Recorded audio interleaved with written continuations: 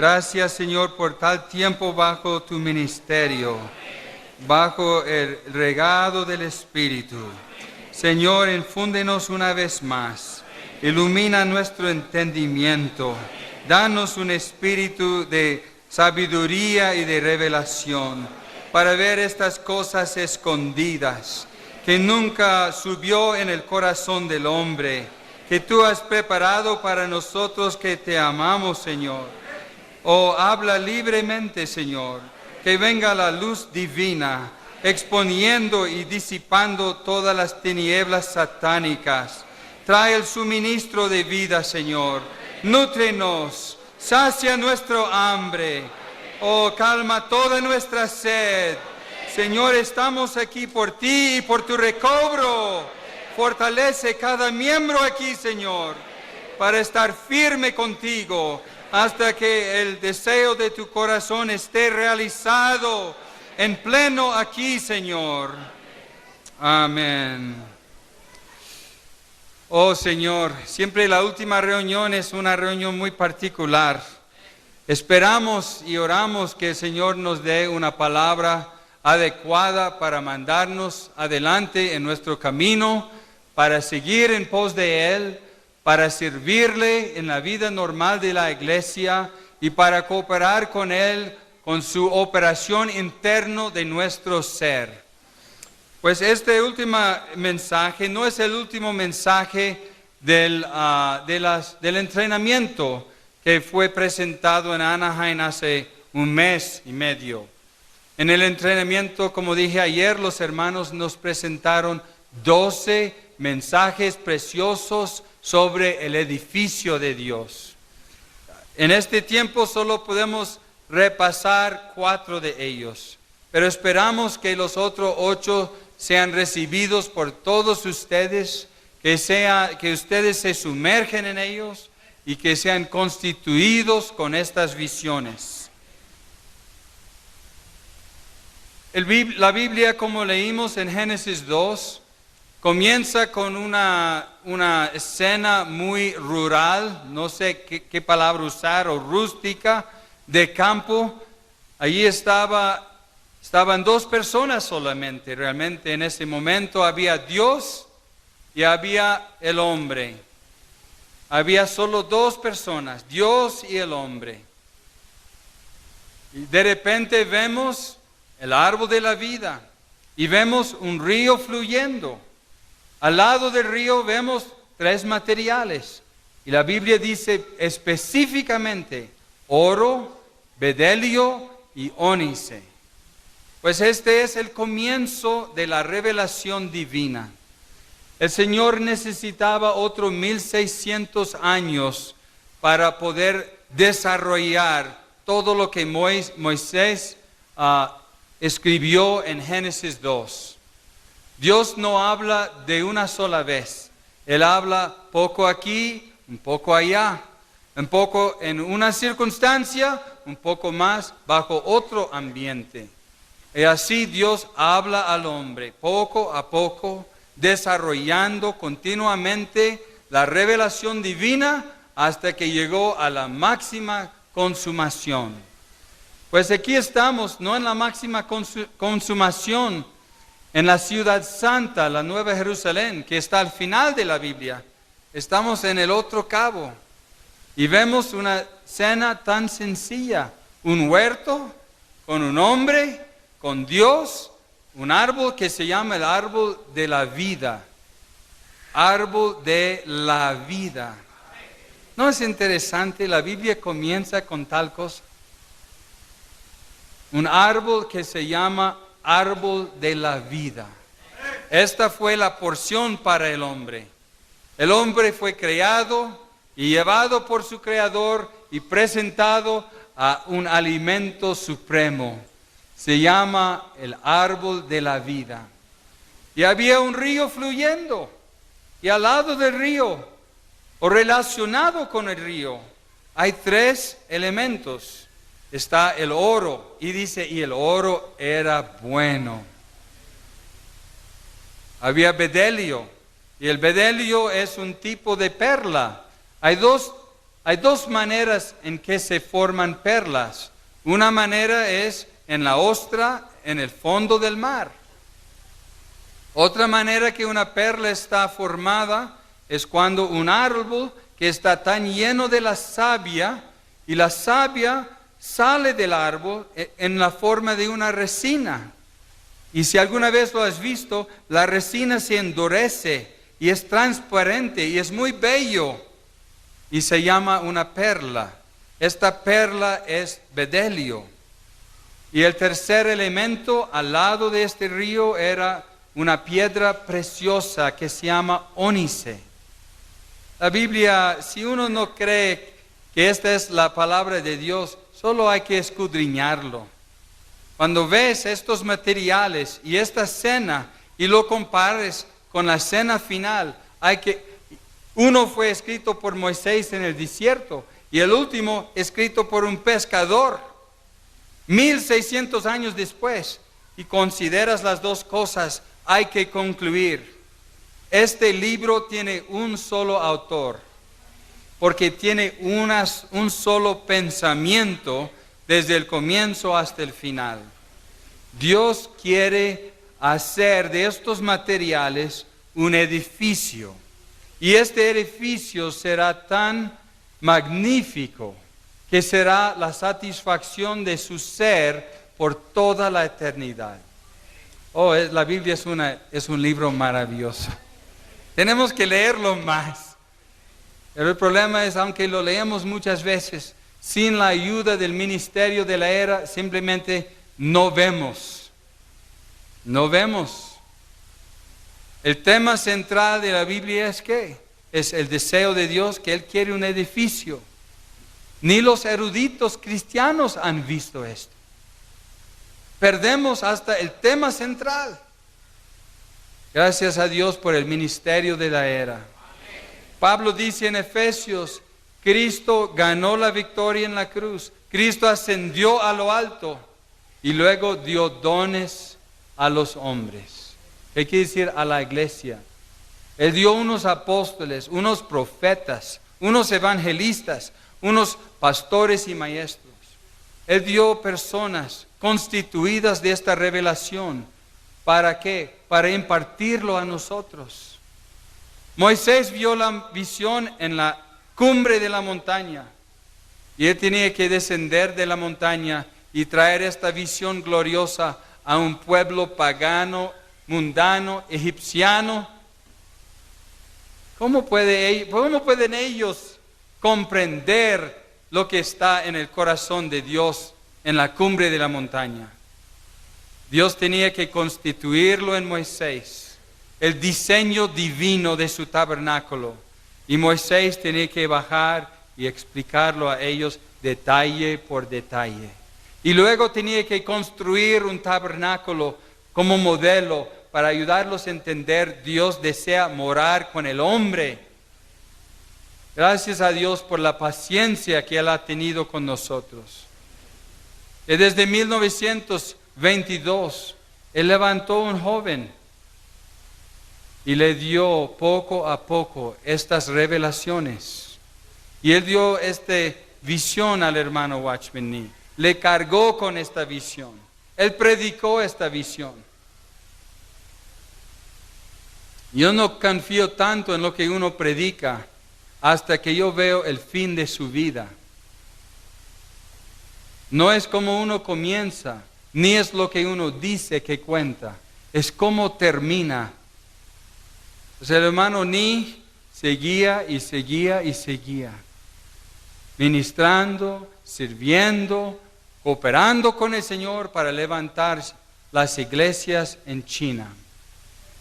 El Señor le dio 30 años para ministrar y le dio visión tras visión. La visión de la vida cristiana normal, la vida de la iglesia local, la vida de Cristo siendo la vida, la visión de Cristo siendo la vida y todo para nosotros. Pero esto no fue el fin de su ministerio. Su ministerio seguía y seguía hasta la última etapa. ¿Y cuál fue la última etapa del ministerio de Watchman Nee? Era el cuerpo de Cristo. Él vio que todo lo que había visto anteriormente fue para este fin, producir en la tierra el cuerpo de Cristo como una realidad expresada en todas las iglesias locales. Esto es tremendo, hermanos. Cristo es vida para nosotros. Y luego nos transforma con esta vida. Y nos edifica con esta vida. Esto es una imposibilidad humana. Tratan de hacerlo de muchas maneras y simplemente no funciona. Trataron después de la Primera Guerra Mundial formar la Liga de las Naciones. Fue un fracaso. Había otra guerra mundial. Todo el mundo en guerra. Pues después de esa guerra dijeron con más resolución, ya vamos a formar la Unión, ¿cómo se llama en español? Naciones Unidas. ¿Ha sido un éxito? ¿Crees que ellos que lo formaron estaban jugando? No, esto fue como el hombre cuando quiso edificar el Torre de Babel. Con todo su empeño y resolución, vamos a hacer algo, ya que no acontezca otra guerra, tercera mundial. ¿Ha sido un éxito? No, no hay nada que el hombre puede hacer, o legislar, o forzar, o imponer, que puede producir la unidad genuina. Lo han tratado en muchos países. Lo único que puede producir tal unidad del hombre es Dios. Solo Dios, forjándose en nosotros, puede unir al hombre pecador, maldecido, disperso y dividido. El hombre no puede ser unido por enseñanzas, no por filosofías, no por resoluciones, no por leyes. Solamente una cosa sirve, hermanos. Dios mismo tiene que impartirse en nosotros. Su presencia anula los factores negativos. Desde el huerto del Edén hasta la consumación, la Nueva Jerusalén, ¿qué está en medio? En medio de estos dos cabos es la transformación del hombre. Se puede decir que todo este proceso, en Génesis 2 vemos el plan sin mácula, pero en Génesis 3 vemos la entrada del maligno que entró para destruir todo el plan de Dios. Pues desde Génesis 3 hasta el final de la Biblia vemos estas cosas. Vemos la creación en Génesis 1. En Génesis 3 vemos la caída del hombre. Pero en Juan capítulo 19 vemos la redención de Cristo. Y en Apocalipsis 21 vemos la edificación consumada y eterna. Esta es la Biblia, es la creación, la caída, la redención y finalmente es la consumación. En la cristiandad hoy en día, principalmente el mensaje del Evangelio que predican es la redención. Pero ¿sabes qué, hermanos? La redención, tan maravillosa como es, no es adecuado para cumplir el propósito eterno de Dios. La redención es lo que limpia el pasado de los pecados. Borrón y cuenta nueva, dice. Gracias a Dios por el perdón de pecados. Dichoso aquel hombre cuyos pecados son perdonados. Oh, él ha perdido una tonelada de condenación. Él tiene una buena conciencia. Él tiene paz en su corazón. Pero la redención es solo el procedimiento jurídico para que podamos recibir de nuevo el árbol de la vida. Si no recibimos el árbol de la vida, la redención fue hecho en vano. Cristo murió para que pudiéramos recibir vida. Él no dice, yo he venido para morir y para morir por los pecados. Dijo, yo he venido para que tengan vida y para que la tengan en abundancia. La redención es para la vida y la vida es para la transformación y la transformación es para la edificación, para realizar el propósito eterno de Dios. Vamos a leer juntos este primer 1 Romano. Se puede decir que todo el mensaje, la esencia de este mensaje está escondido y revelado a la vez en este primer punto, hermanos. Vamos a leer esto. Los materiales del edificio divino son el Dios triuno procesado y consumado, transformados, los cuales han sido unidos a Dios, mezclados con Él e incorporados a Él para hacer una exhibición universal de para hacer una estructura milagrosa de tesoro, a fin de que haya una exhibición universal de las superabundantes riquezas de su gracia, y se pongan de manifiesto la infinita sabiduría de Dios y su diseño divino. Esto requiere mucha digestión, esto requiere oración. Si no oramos, si no reflexionamos, si no consideramos estas palabras, vamos a perder el tesoro que está escondido aquí. Para tener y lograr el edificio divino, Dios necesita ciertos materiales. ¿Qué son estos materiales? Lo maravilloso es que son Él mismo y el hombre mismo. En el huerto había Dios y había Adán. ¿Sabe qué son los materiales? Dios y Adán. Al final es este mismo Dios y este mismo hombre, pero ya redimido, transformado y edificado para una expresión agrandada. En el huerto se vio Dios y Adán. No creo que el huerto era tan grande, pero al final de la Biblia se ve una ciudad que se llama la ciudad santa, la Nueva Jerusalén. Y Juan dice, y no sé si midió sus dimensiones, pero él por lo menos relata sus dimensiones. Vamos a ver en este mensaje varios ejemplos, tipos de lo que Dios quiere hacer con nosotros. Un tipo es una trenza muy pequeña. Otro tipo es más grande, es un carroza. Pero el cuadro final es una ciudad. Es más grande que Ambato. Es más grande que Quito.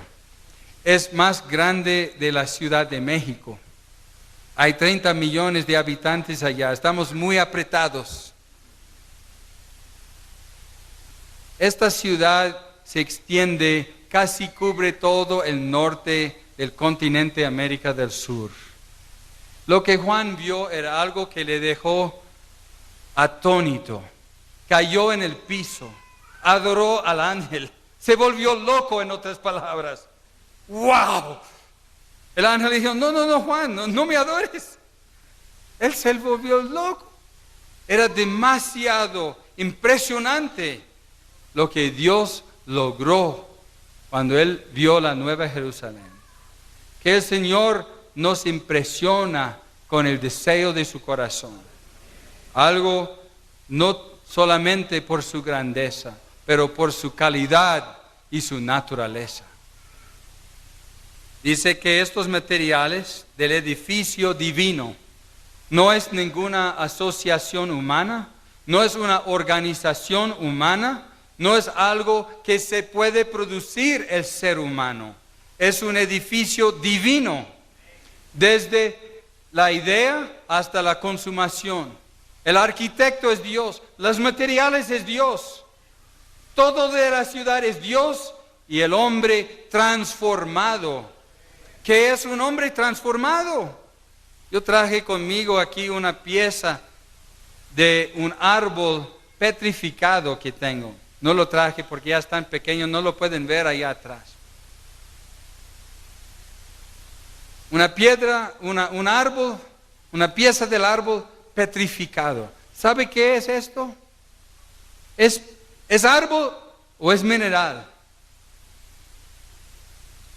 Pues su forma es árbol, su elemento es mineral. Puede decir que esta ciudad es Dios, pero es hombre. Es Dios forjado en el hombre, impartido en el hombre, hasta que llegue a ser el elemento, la constitución y la esencia de toda célula del hombre. Entonces, si dices, pues esta ciudad es Dios, tienes la razón. Por otro lado, si dices, la ciudad es el hombre glorificado, tienes la razón. Porque esta es la ciudad del Dios hombre corporativo agrandado. La consumación de la obra de Dios en todo su pueblo redimido durante todas las eras, combinado, acumulado y consumado. ¡Aleluya! Es algo indescriptible. ¿Quién puede decir qué es esto? Ni Juan, solo podía describirlo como una ciudad. Es una ciudad, es un tabernáculo, es una novia, es un candelero, es un difusor, es una lámpara. No hay palabras, hay que tener una revelación. Pues vamos a ver, punto 1 un poco más. Tal vez no vamos a poder pasar del punto 1. Perdóname. Dios triuno, procesado por encarnación, vivir humano, crucifixión, sepelio, resurrección, ascensión, entronización, llegó a ser el Espíritu que da vida en su consumación para impartirse en sus creyentes. Somos salvos por fe. El momento que Cristo entra en nuestro espíritu, comienza una transformación. Nosotros nacimos en Adán como hombres, con el elemento de la vida humana. Cuando renacimos en Cristo, entró en nuestro espíritu un elemento divino. ¿Qué somos entonces? ¿Cuántas vidas tienes? Considéralo. Tenemos una vida humana y tenemos una vida divina. ¿Es correcto decir que soy hombre? ¿No están seguros? Si yo tengo la vida humana, ¿es correcto decir yo soy un hombre? Yo también tengo la vida divina. ¿Es correcto decir que soy Dios? Pues depende en cómo lo entiendes.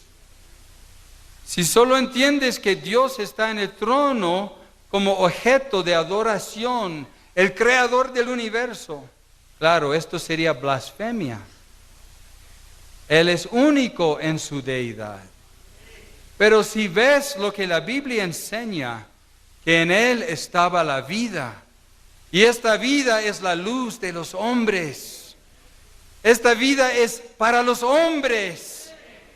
Cuando Dios entra en los hombres como vida y nos engendra con esta vida, ya no somos meramente hombres, somos Dios hombres. Y el que niega esto está negando no la obra de redención, pero está negando la obra de regeneración. Hermanos, debemos estar claros. Dios creó al hombre para que el hombre sea regenerado con la vida divina, para que el hombre sea transformado con la vida divina, para que el hombre llegue a ser igual a Dios en vida y en naturaleza, mas jamás en su deidad. Este es lo que llamamos la cumbre de la revelación divina. Este es muy diferente que el evangelio que yo recibí, que era, recibe a Cristo. Él murió por ti y por tus pecados, y cuando tú mueres, irás al cielo. ¿Dónde está la ciudad santa? ¿Dónde está la nueva Jerusalén? ¿Dónde está la transformación? ¿Dónde está el nuevo nacimiento? ¿Dónde está la regeneración? Todos los asuntos de vida estaban ausentes del evangelio que me enseñaron. Pero en el recobro del Señor apreciamos el lado jurídico de la redención de Cristo por su sangre y por su sacrificio en la cruz. Pero enfatizamos lo que la Biblia enfatiza, que es que este Cristo fue hecho por la muerte y la resurrección, el Espíritu dador de vida, para impartirse en nosotros, para transformarnos y hacernos materiales adecuados para el edificio divino de Dios, para satisfacer su propósito eterno. Este edificio no será como cualquier edificio. Es una estructura milagrosa de tesoros divinos. Oh, gracias Señor por tal expresión. Y este edificio va a exhibir universalmente las superabundantes riquezas de su gracia. Por gracia sois salvos. Esto no quiere decir por gracia sois salvos del infierno. Esto quiere decir, en Efesios 2, donde menciona este versículo, no menciona el infierno, no está hablando del infierno.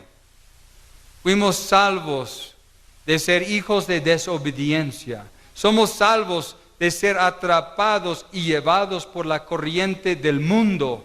Somos salvos de ser personas dominadas por los espíritus malignos de los aires. Somos salvos para ser vivificados, ascendidos y hechos la obra maestra de Dios. Esto es lo que es ser salvo. Yo estaba con la asamblea de los hermanos británicos y nuestra pregunta favorita a un nuevo era, ¿eres salvo? ¿Sabe qué queríamos decir? ¿No vas al infierno?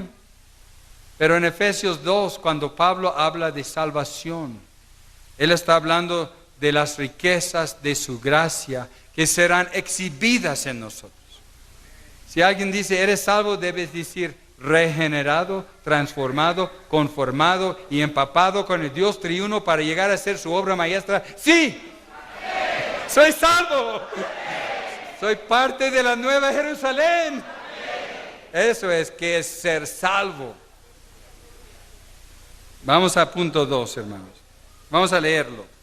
En Génesis 2 revela el plano arquitectónico de Dios que consiste en la edificación de Dios mismo en nuestro ser a fin de producir los materiales preciosos requeridos para la edificación de la nueva Jerusalén.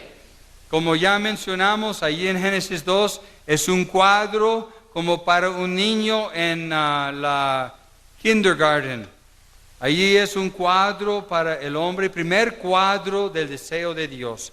Un hombre que fue formado con un espíritu al lado del árbol de la vida, enfrente de un río fluyendo con materiales preciosos. Allí está una gran parte de la revelación del deseo de Dios. Él quiere un hombre a su semejanza y a su imagen, lleno de Él como vida, transformado a su mismo ser para llegar a ser su habitación, su edificio. Vamos a bajar hasta el punto número E. Vamos a leer punto E juntos. La vida divina, al fluir dentro del hombre, introduce la naturaleza divina en el hombre, lo regenera y lo transforma en materiales preciosos para el edificio de Dios. Un edificio que tendrá su consumación en la nueva Jerusalén, como la Eva final y eterna, la novia corporativa, la esposa del Cordero. Este es el fin de todos estos puntos. El oro, aquí menciona, significa la naturaleza divina y eterna y incorruptible del Padre Dios. El bedelio, como la perla, representa la vida redentora del Hijo para el hombre. Y las piedras preciosas representan la obra del Espíritu Santo en transformarnos en algo precioso para Dios con la naturaleza del Dios triuno procesado. Este es el cuadro. Ahora vamos a punto Romano 3. No vamos a poder ver los tres ejemplos del Antiguo Testamento. Uno es el pectoral que llevó el sumo sacerdote cuando entró en el lugar santísimo para interceder por el pueblo de Dios. Otro ejemplo es muy sencillo. Las trenzas para una mujer que atrapa y subyuga sus cabellos sueltos. Y el tercero es un carroza del rey Salomón. Todos estos tres ejemplos del Antiguo Testamento nos muestran cómo Dios transforma al hombre. Yo diría cómo el Dios triuno transforma al hombre para que él pueda llegar a ser un material adecuado para ser edificado en Dios. Pues en este primer punto, en punto 3, vamos a leerlo. Las 12 piedras preciosas incrustadas en el pectoral del sumo sacerdote representan a todos los miembros del pueblo de Dios que, habiendo sido redimidos y transformados, han sido conjuntamente edificados hasta formar una sola entidad. Había 12 tribus, los 12 tribus de Israel, y no todos fueron tribus gloriosos o buenos. Uno de los tribus fue asemejado a una serpiente que muerde a alguien cuando está en el camino. ¿Te gustaría tener un tribu así? El tribu de Dan. Algunos aquí tienen el nombre Daniel. Cuidado, esto es del tribu de Dan. Dan fue llamado un adder, que quiere decir una serpiente venenosa.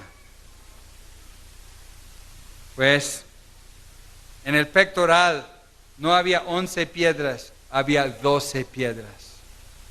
Una de estas piedras representaba el tribu de Dan.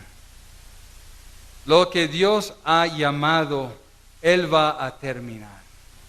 Dice en Tesalonicenses, fiel es aquel que os llamó, el cual también lo hará.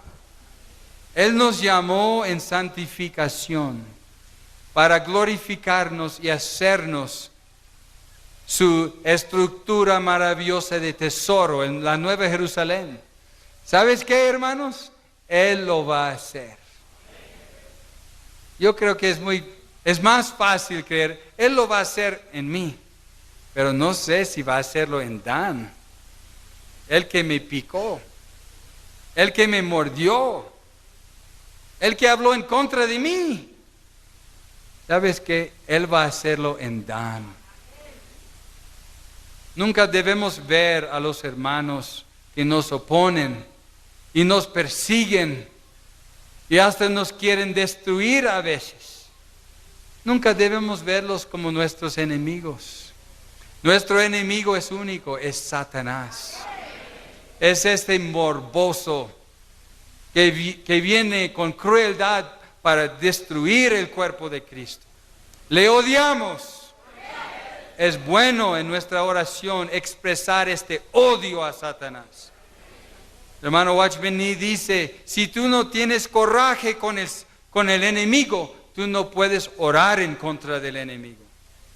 No estamos solo repitiendo palabras, Satanás te ato. No, Satanás te ato. y te mando al lago de fuego por todo el daño que tú has hecho. Tenemos que tener odio, pero para Satanás, nunca para los hermanos. Hay un publicador de libros que nos habló una secta, nos identificó con sectas de ocultismo. Tenemos bajo juramento sus mentiras. Aún bajo juramento mienten. Estos son del tribu de Dan. Pero un día yo oraba y yo dije, Señor, recuerda a este autor. Él también es hijo de Dios. Ten misericordia de este publicador. Es como cuando crucificaron a Jesús. ¿Cuál fue su oración? Perdónalos, no saben lo que están haciendo. ¿Qué dijo Esteban? Perdónalos.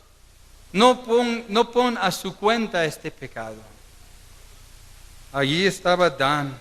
El sumo sacerdote estaba intercediendo por Dan. Hermanos, el Señor nos ha llamado.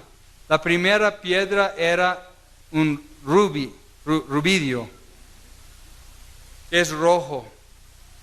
La última piedra era verde, era jaspe.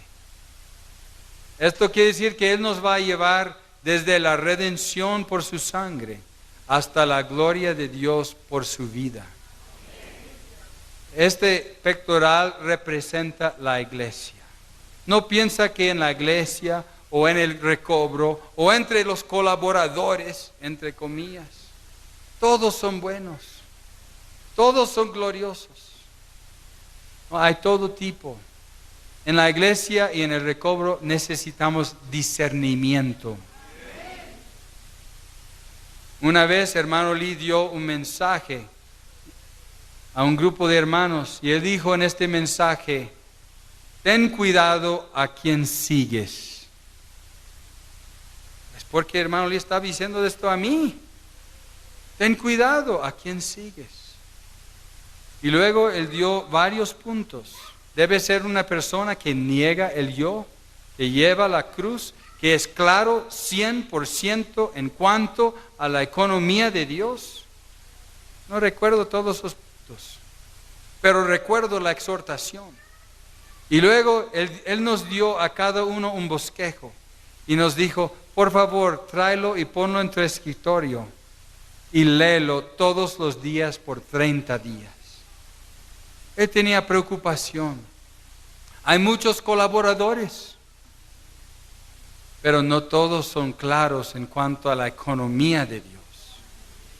Hay muchos que podemos seguir como modelo. Jacobo era un gran modelo en cierto aspecto, en su piedad. Él era el apóstol más piadoso.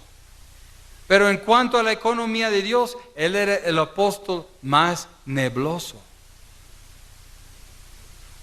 Si tú estuvieras en la iglesia en Jerusalén, ¿a quién seguirás? ¿Qué harías? ¿Había cambiado la dispensación o no? ¿Debemos estar sujetos a la ley de Moisés o no? Era un tiempo de confusión. Pues hermanos, cada uno de nosotros debemos conocer Filipenses capítulo 1. Pablo dice: en tiempos de confusión, cuando hay mucha predicación, y no es predicación de herejía, es predicación de Cristo. Pero Pablo dice: hay que discernir. El problema con nosotros es cuando discernimos, nos enfriamos y nos alejamos. Pero Pablo dice: yo espero que vuestro amor abunde más y más. Debemos amar a los hermanos más y más. Aun los que predican Cristo, pero por motivo de rivalidad o de ambición personal y egoísta. Pablo dice: predican a Cristo, que Dios los bendiga. No dijo que Dios los maldice, que Dios los bendiga. Yo los amo. Pero Pablo dice, yo espero que vuestro amor abunde más y más en todo discernimiento. Entonces, nunca tenemos que ser tontos. Hemos visto la visión de la Nueva Jerusalén. Hemos visto la visión del edificio divino de Dios. Esto debe regularnos. Debe parar cualquier acción o palabra de la carne. Estamos aquí haciendo lo más serio que existe en el universo. Estamos tratando por las riquezas de su gracia, cooperar con Él para llevar a cabo la edificación de su edificio santo. Pablo dijo a los corintios, ¿no sabéis que vosotros sois el templo de Dios? Solo con esta visión, ustedes son el templo de Dios. Esto debe apagar toda disensión, debe terminar toda división, debe tocar al hermano que quería demandar otro hermano, debe exhortar a los que están fuera de orden. Solo ver, ¿qué somos, hermanos? Somos el edificio de Dios. Esto debe regularnos y esto debe motivarnos. Debe regularnos en cuanto a la carne y el yo, y mi reacción, y mi rapidez, y mis derechos, y mi individualidad. Pero debe motivarme a buscar la compenetración con todo mi ser. Como Pablo dijo, solícitos en guardar la unidad del Espíritu. ¿Por qué? Porque enfrente de nosotros está la visión del cuerpo. Si perdemos la unidad del Espíritu, ya ¿dónde estará el cuerpo? Pues el siguiente punto que voy a acabar rápidamente, vamos a brincar sobre las trenzas. Las trenzas, los puntos de las trenzas y las tachones no son solo para las hermanas. Si tú eres calvo, es para ti también. Porque no está hablando de los cabellos físicos. Cada cabello representa algo de tu independencia, de tu propia manera. Aún puede representar rebeldía. Cada uno de nosotros tenemos muchos cabellos, muchas ideas erráticas, peligrosas, divisivas. Pues la divinidad de Cristo y la cruz de Cristo quieren hacer una trenza. Cuando están pensando ciertas cosas, que la vida divina lo atrapa, lo echa para abajo. Pablo dice que todos nuestros pensamientos tienen que ser llevados en cautividad a la obediencia de Cristo. Hermanos, no debemos permitir nuestra mente pensar lo inapropiado. Pablo dice, todo lo puro, en esto piensa. Tengamos cuidado, aún en nuestra vida personal de pensamiento. Que vinieron 4 días de Bolivia, yo sentí, pues, Señor, esto es demasiado. Has levantado un pueblo que te dan una manera de ir adelante en la tierra. Cuando yo vi los hermanos llegando de Colombia y viendo estas instalaciones y todos los hermanos aquí y a tiempo, yo me digo, ¿y cómo comieron todos? ¿Cómo se bañaron todos? ¿Cómo llegaron aquí? Yo no entiendo la logística aquí, pero me maravillo que el Señor ha ganado un pueblo. Está transformando un pueblo, haciéndolos en una carroza gloriosa. Hermanos, ¿sabes quién ustedes están cargando? Están cargando el Rey. Él está introduciéndose y su reino poco a poco a esta tierra usurpada. ¿Cómo? ¿Cuál es su carroza?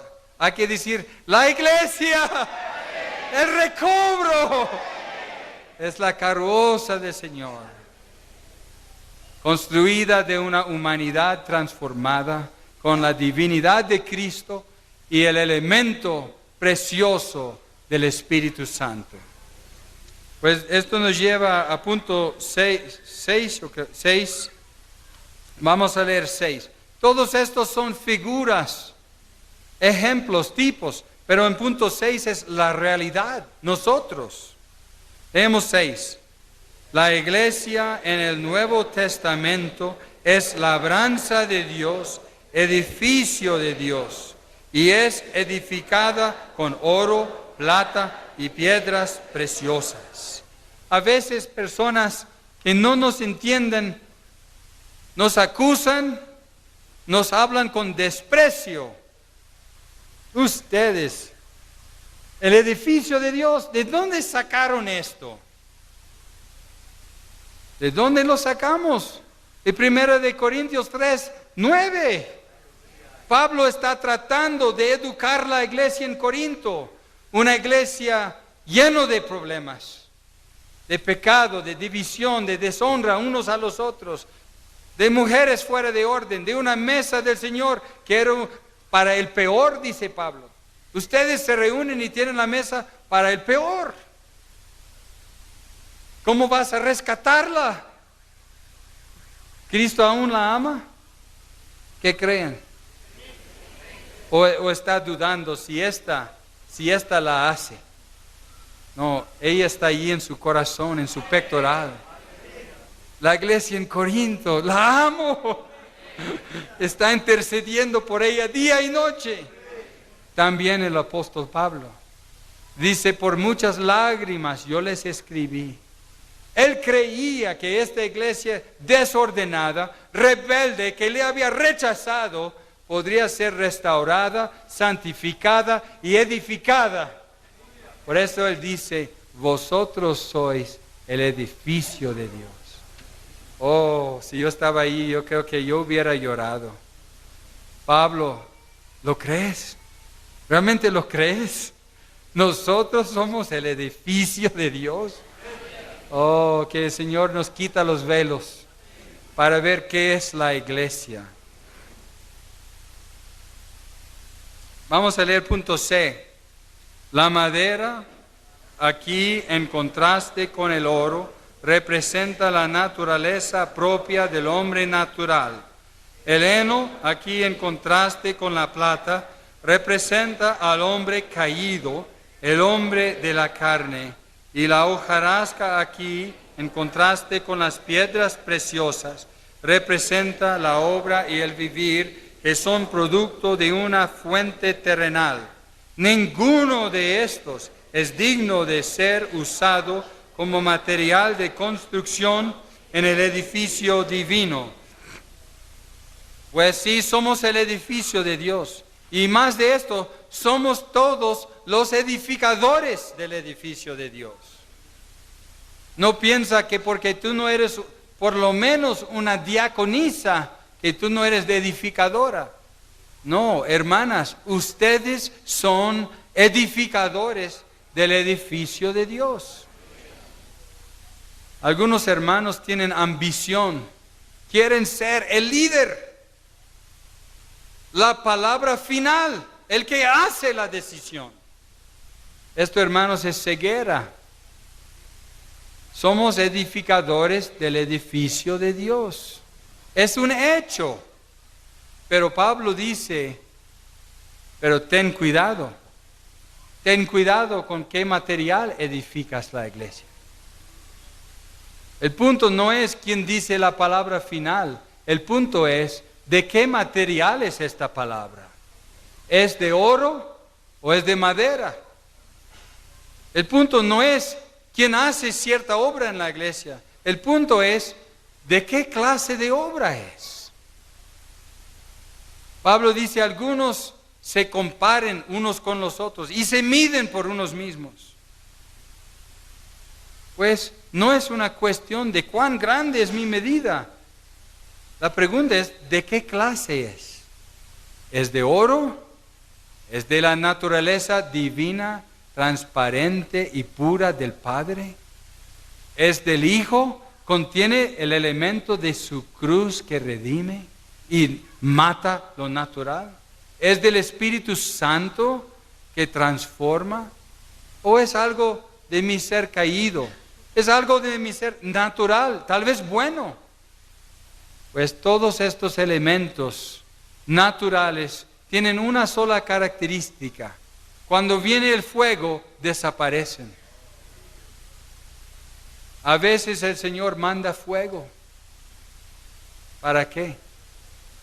Pues para que no esperemos hasta aquel día para que llegue el fuego.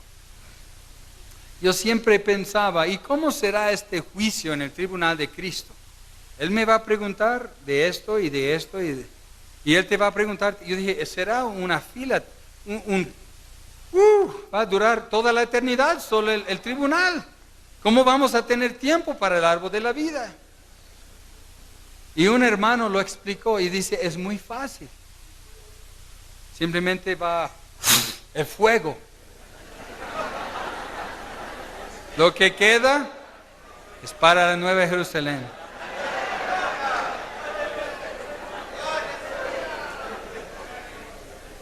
Pues debemos darnos cuenta, nuestras aflicciones y pruebas de fuego es para purificar la iglesia. Para que nosotros seamos edificadores con la naturaleza del Padre, con la redención y la cruz del Hijo y con la transformación del Espíritu Santo. El último punto, hermanos, vamos a leerlo. La Nueva Jerusalén como la máxima y la más grande de todas las señales en las Escrituras es una entidad orgánica constituida por el Dios triuno procesado que se ha mezclado con sus elementos tripartidos, a quienes Él regeneró, transformó y glorificó. Es glorioso. Dios mezclado, unido, mezclado y incorporado. No sé quién puede describir esto. Dios unido al hombre, mezclado con el hombre y incorporándose en el hombre y el hombre incorporándose en Dios. En la Nueva Jerusalén sería difícil encontrar a Dios aparte de nosotros. ¿Por qué? Porque Él va a estar incorporado en nosotros. Y no vas a verme a mí aparte de Dios. Cuando tú ves a Dios, vas a verme a mí. Y cuando tú ves a mí, vas a ver a Dios. Y ahora, hermanos, estamos en el proceso. Dios está mezclándose y incorporándose con nosotros. Y este proceso requiere fuego, requiere presión, requiere pruebas por fuera. Por dentro requiere el fluir del río del agua de vida. El secreto es esto. No se fijen en el fuego por fuera ni en las presiones. Vuelven a su escondite. Allí hay un río. Beba del Cristo glorificado. Beba del Cristo y ¿sabe qué pasará? Un día el fuego pasará y la Nueva Jerusalén se manifestará. No sean distraídos por nada ni por nadie. No, debemos ser personas centradas en Cristo, en nuestro espíritu y amando con todo nuestro ser su iglesia, su recobro, su edificio. Amén, santos.